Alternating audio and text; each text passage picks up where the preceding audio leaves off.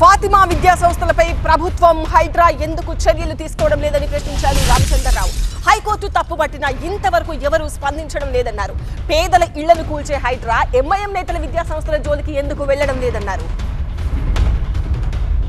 Fatima educational society ఏదో MIM సంబంధించిన సంస్థ హైకోర్టు చెప్పిన స్పష్టంగా అవి ఉల్లంఘించినటువంటి ఒక స్పష్టంగా మనకు కనబడుతున్నప్పుడు కూడా ఈరోజు ఆ ఒక స్కూల్ని ఎందుకు కూల్చివేయట్లేదు?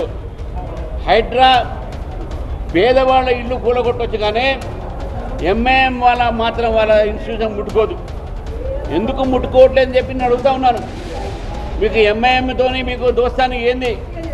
ఎందుకు వాడి వాడు తప్పు చేస్తే హైకోర్టు కూడా దాన్ని చెప్తే తప్పుపడితే ఎందుకు హైడ్రా ఈరోజు ఆ పని చేయట్లేదు? అంటే హైడ్రా కేవలము పేదవాళ్ళ ఇళ్ళు కూలగొట్టడానికే ఉందా? హైడ్రా అంటే కేవలం పేదవాళ్ళ ఇల్లు కూలగొట్టడము, అమాయకుల్ని నిర్వాసం చేయడము, మరి ఎంఐఎంని మాత్రం ఇష్టం వచ్చినట్టు ఉల్లంఘించి అన్ని రూల్స్ని కూడా ఉల్లంఘించి చెరువుల పక్కన కట్టుకునేటటువంటి ఒక పర్మిషన్ ఇస్తుంది హైడ్రా.